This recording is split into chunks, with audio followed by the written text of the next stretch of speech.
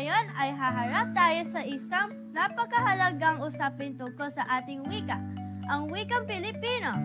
Ang ating wika ng pagkakakilanlan, pagkakaisa at pagmamahal sa bayan.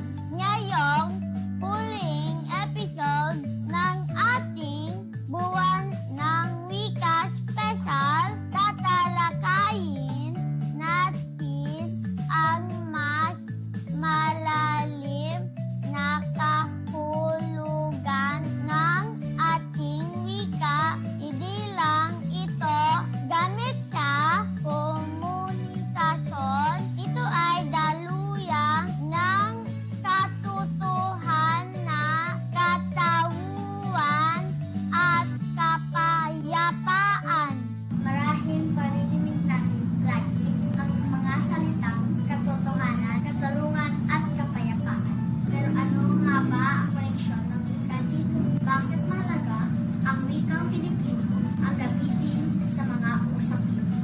Naniniwala akong ang wika ay may kapangyarihan sa pamamagitan nito, na ipapahayag natin ang katotohanan, na ilalaban ang tama at naitaguyod ang pagkaunawaan sa bawat isa. Hindi natin kailangan gumamit ng banyagang wika upang magpahayag ng saloob. Sa paaralan, sa bahay, sa komunidad, at sa buong bayan, dapat natin ginagamit ang Pilipino upang ipalaganap ang kabutihan, kapayapaan at kaalaman.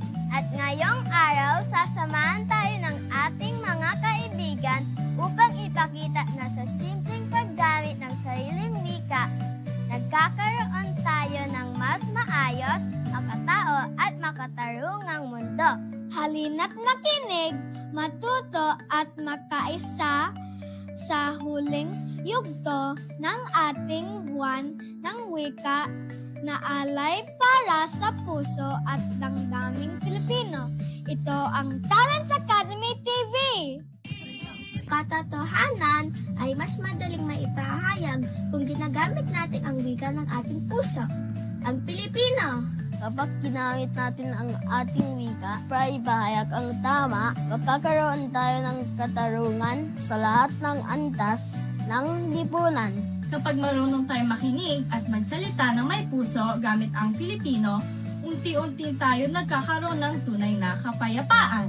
Sa bawat tahanan na may pag-uusap gamit ang Pilipino, may mas malalim na koneksyon at pag-uunawaan. Hindi mahalaga kung magaling kang magsalita. Ang mahalaga ay nagsasalita ka ng tapat, totoo, at may dangal. Wika ang nagsisilbing boses ng kabataan. Pilipino, nagiging totoo tayo sa sarili natin sa loobin. Kapag nagtututo tayo gumagamit ng wika para sa kabutihan, mas pinapalakas natin ang ating bayan. Wika rin ang nagbibigay lakas sa mga inaapi at sa mga boses na nais marinig. Sa wikang Pilipino, ang bawat isa ay may pagkakataong magsalita, makinig, at maunawaan. Hindi kailangan mapakatalino sa salita. Ang mahalaga ay totoo, sa malinaw at may malasakit. Gamitin natin ang ating ka sa tama. Wag sa paninira, kundi sa pagbuo ng pagkakaisa. Pag-respeto sa wika, may respeto rin sa kapwa. At kapag may respeto sa kapwa, mas madali ang pagkakaunawan at pagkakasundo. At ang pag-asa ay nabubuhay sa bawat salitang puno ng katotohanan. Sa paggamit ng wika ng may layunin,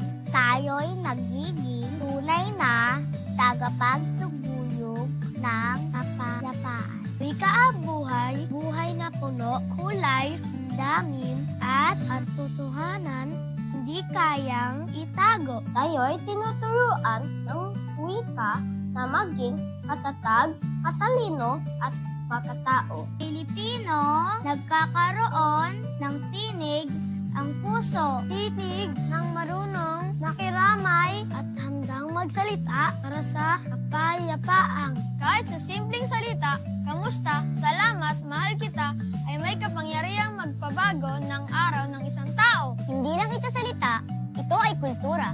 Ito ay dangal. Kapag ginamit natin ng Pilipino, buhay ang ating pagkatao. Kaya habang may wikang Pilipino, may pag-asa. At habang may kabataang marunong magmahal sa sariling wika, may kinabukasan. Malaki akin kung sino kayo, kung saan tayo aling. At sabay-sabay nating itaguyod ang wikang Pilipino. Ito ang pagkakabuklod-buklod ng bawat layunin. Wika ng katarungan. Wika ng kapayapaan. Ito ang wikang Pilipino. Wika natin lahat. Magsalita tayo na may dangal at pusong Pilipino. Upang natsuwo ng kaputinan, hindi ng isulininan. Wika ang ating sandata, huwag natin maliitin. Ang wika ay kayamanang walang katumbas. Isa itong regalo mula sa ating mga ninuno na dapat nating alagaan, gamitin at mahalin. Kahit ano bait at talino natin, kung hindi natin kayang igalang at gamitin ang ating sariling wika, kulang ang ating pagkatao bilang Pilipino. Sa pag-ibig, sa katarungan, at sa kapayapaan, ang wikang Filipino ang ating gabay. Huwag natin ito isantabi.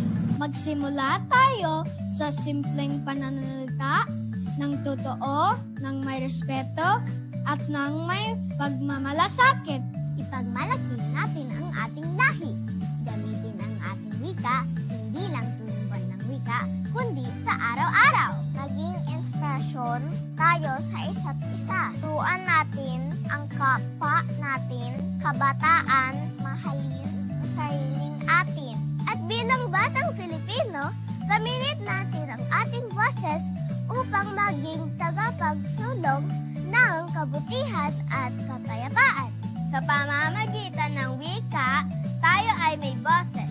At sa pamamagitan ng boses, tayo ay may kapangyarihan para gumawa ng tama. Ito po ang Talents Academy, ang inyong tahanan ng talino, talento at pusong makabayan.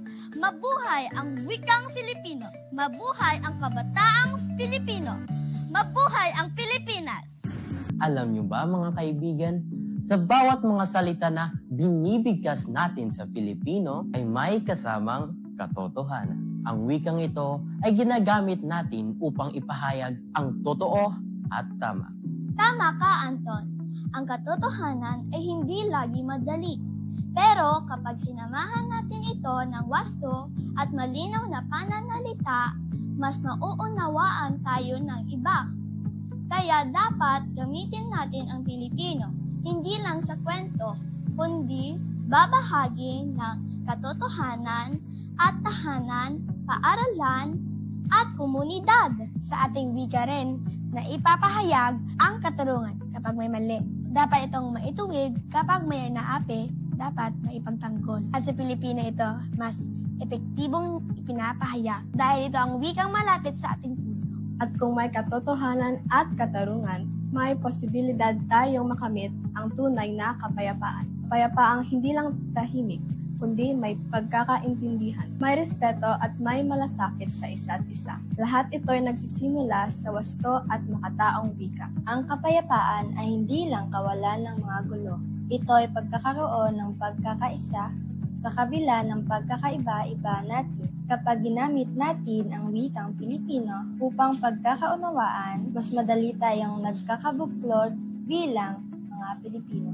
Minsan, may mga pagkakataong mahirap sabihin ang totoo. Pero kapag sabihin natin, iso sa paraang may respeto, mas madaling tanggapin biyang ang kapangyarihan ng ating wika, may damdaming may puso. Kapag ginagamit natin ang Filipino sa pagkikipausap, mas naaabot natin ang puso ng kausap. Dito natin mas malinaw na ipapahayag ang ating saloobin at sa ganitong paraan, nagkakaroon na mas malalim na pag-unawa. Walang maliit o mahinang tinig. Pag ito'y sa salita, Kahit bata pa tayo, may kakayahan tayong magsalita ng makatarungan.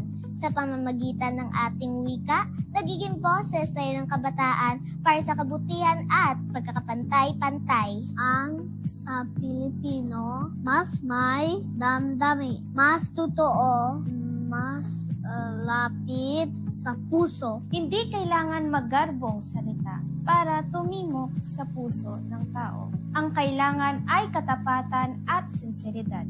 At iyan ang kayang ibigay ng ating sariling wika. Magsalita tayo hindi lang para marinig, kundi upang maintindihan at magkaisa. Sa Pilipino, ang pagkakaisa ay mas nagiging totoo. Ang tapat tayo ay nagkakaisa.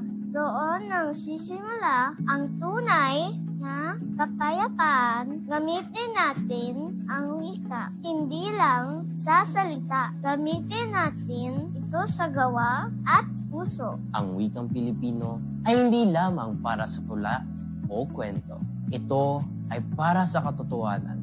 Kahit minsan, ito ay mahirap. Ito rin ay para sa katurungan upang itama ang mali. At higit sa lahat, ito ay para sa kapayapaan. Kapayapaan na nagsisimula sa puso ng bawat isa ay sinusulong sa wika ng malasakit. Tayo ang kabataang tagapagmana ng wikang ito. Huwag natin itong baliwalain, gamitin natin ito sa tama. Sa pananalita natin, huwag tayong manakit. Sa halip, gamitin natin ito upang magmahal, magpatawad, magtaguyod ng pagkakaunawaan.